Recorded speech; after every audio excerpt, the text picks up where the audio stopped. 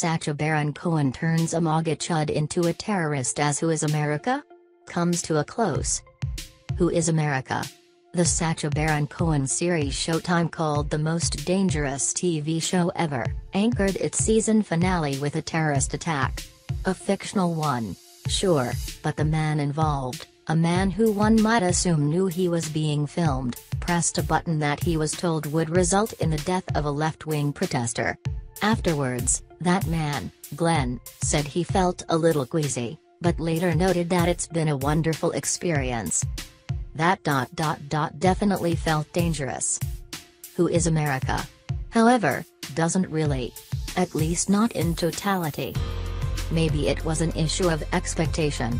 As I previously noted, Showtime shot itself in the foot by promising the most dangerous TV show ever, a distinction that not even Baron Cohen, a fearless, risk-taking comedian by any measure, could live up to in this era of hyperbole and peripatetic goalposts. That mode of marketing carelessly toyed into the hysteria of both left-wing and right-wing viewers and, for that very reason, drew a great deal of reactionary criticism, whether it be via Baron Cohen's lowbrow provocation or the spotlight he was shining, no matter how harshly, on hateful right-wing behaviors. AV Club alum Todd van der Werf wrote a great essay on his issues with the show over at Vox, and, though I despise the piece's reductive, clickbaiting headline and subhead, he beautifully articulates several of the show's fundamental weaknesses. There's the sloppy structure, which often placed segments alongside each other without regard to thematic consistency. And there's the hazy point of view. What, exactly, is Baron Cohen trying to say here? Well, several of his characters, Gio Monaldo and Rick Sherman, specifically, are saying many of the same things Ali G, Borat, and Bruno were, which is that celebrity culture and artistic scenes are often vapid, soulless, and thirsty. Aside from a few hiccups, they worked great. They simultaneously pushed the limits of politeness and drew out the narcissism of celebrity in ways that were satisfying, if not entirely novel. But things are different now.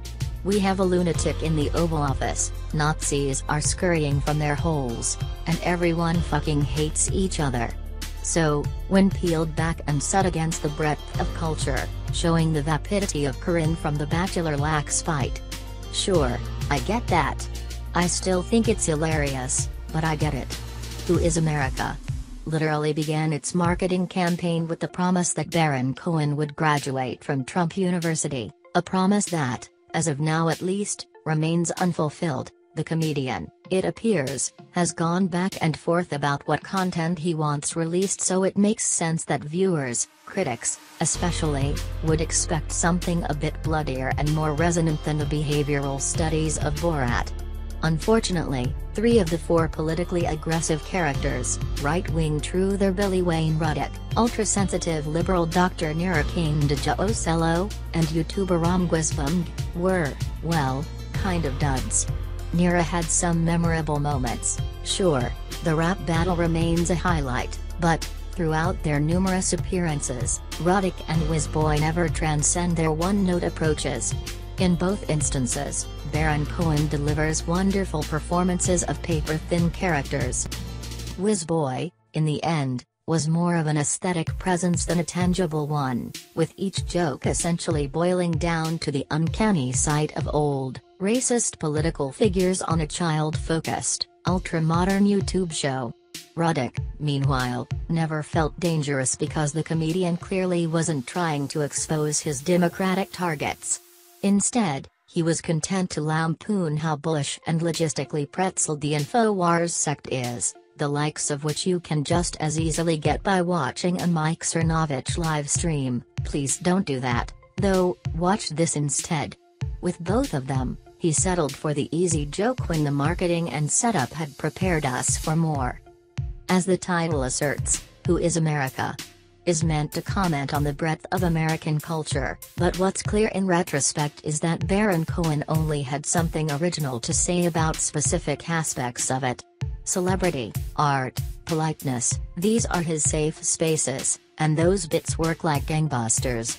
But it's an Israeli defense expert Iran Morad that Baron Cohen found his modern-day muse, as well as a topic that he was only able to graze with Borat and Bruno. That topic is hate, and the ease with which it can be manipulated and exploited. That's exactly what Morad was so good at.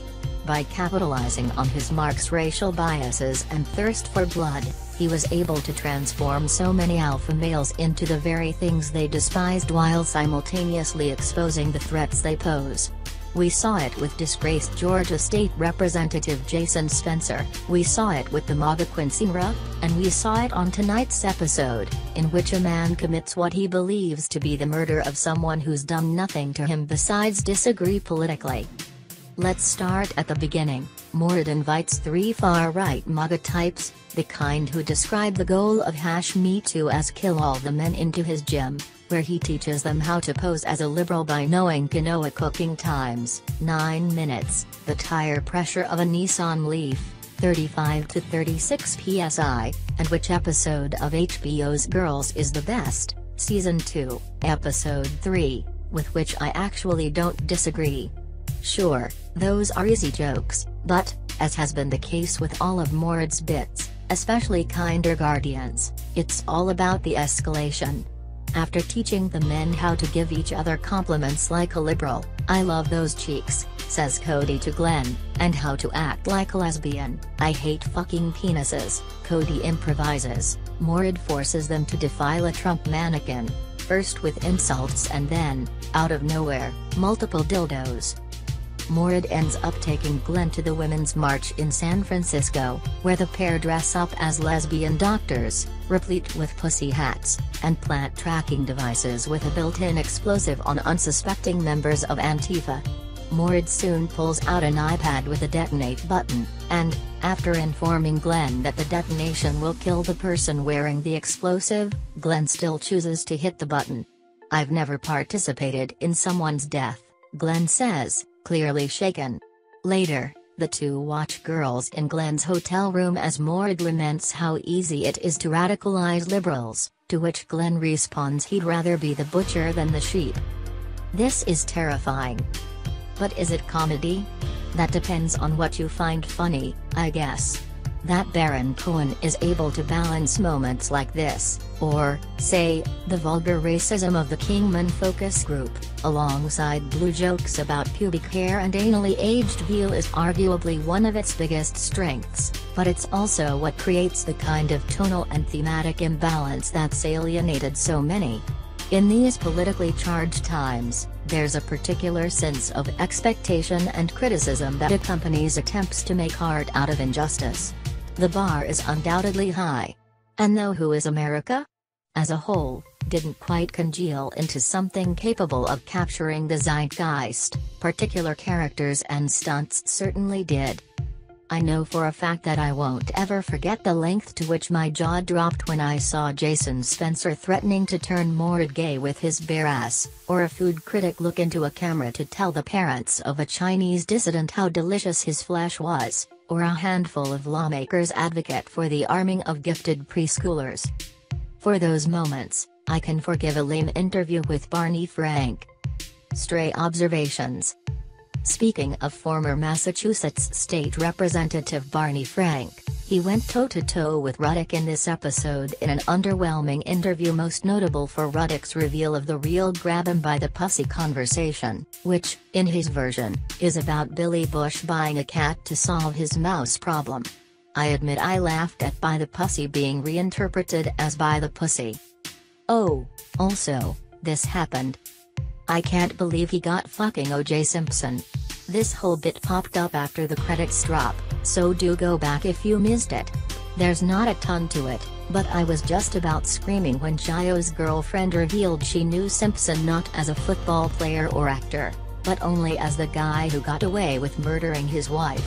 Clearly, Baron Cohen was hoping to score a Jinx-like reveal by badgering Simpson enough that he'd show his hand on the murders of Nicole Brown Simpson and Ron Goldman, beyond "if I did it," of course, but instead he just gets plenty of casual, creepy laughs and lots of leering. I am dying to know the context of this meeting. Who is America? Characters, From best to worst, Iran Moradrik Sherman Dr. Nirakin Djo Selo Gio Monaldo Omguispum Billy Wayne Ruddick. Pizzagate feels like something of a missed opportunity, yeah? It's incredible it took this long for Baron Cohen to incorporate, and disappointing he didn't find a more fertile way to work it in. The whole thing is primed for this kind of comedy. Another compliment among the boys I loved: "You have the best chest and shoulders I've ever seen." Glenn was very excited to jam a dildo into the chest of that Trump mannequin. "Titty fuck, you motherfucker. Jesus. That's genocide," Glenn says of Morad's tale of liberals putting a chemical in diapers that turns babies transgender. Thanks so much for reading along this season. This has been a fun, but extremely difficult show to write about, what with Showtime's lack of pre-air screeners and just about everything here touching on some kind of hot-button issue. Your discourse has been appreciated. Is there any good pussy tale going on down there?